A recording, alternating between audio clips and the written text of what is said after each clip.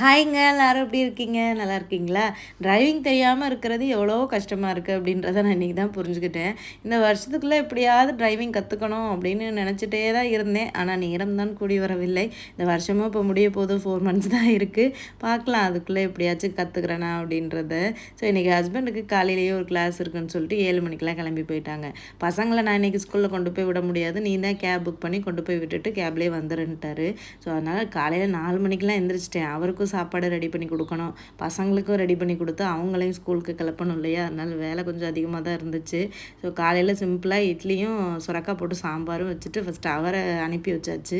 அதுக்கப்புறம் இந்த பசங்களை கிளப்பி அனுப்புறதுக்குள்ளே ஏன் அப்பா வரல, ஏன் அப்பா வரல, அப்பா எங்கே, அப்பா எங்கன்னு சொல்லிட்டு ஒரே கேள்வி. அவங்க அப்பா வராதனால அவங்களுக்கு வந்து கேண்டீனில் ஏதாவது ஸ்நாக்ஸ் வாங்கி கொடுக்கணுமா, அதை சொல்லியே கூட்டிகிட்டு போகிறானுங்க. சரி வாங்கடா உங்க ஆசை எதுக்கு எடுக்குன்னு சொல்லிட்டு நான் வீட்டில் ஹெல்த்தியாக மில்லட் இட்லியும் சாம்பாரும் வச்சுருந்தா இவங்க வந்து என்ன சாப்பிட்டுட்ருக்காங்க பாருங்கள். சரி ஓகே பிடிச்சதை சாப்பிடுன்னு சொல்லிட்டு அப்புறம் சாப்பாடு கொடுத்துட்டு அப்புறம் கிளாஸில் கொண்டு போய் விடுற வரைக்கும் அப்பாங்க அப்பாங்க அப்பாங்க.